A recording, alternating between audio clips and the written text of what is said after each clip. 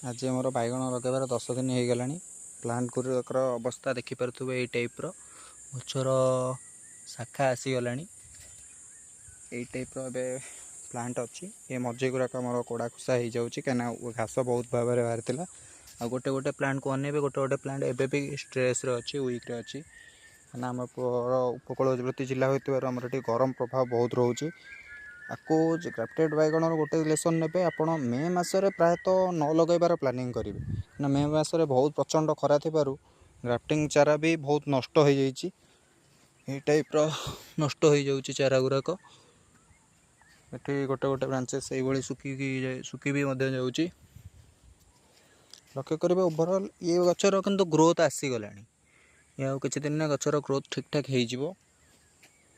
हो जो कहते ग्राफ्टेड रे भी वेट लगे यहाँ किंतु शायद मो जानवर भूल यहाँ देखो वेटिंग प्रोब्लेम यहाँ देखिए यूटू जॉइंट कतर सुखी जाऊँगी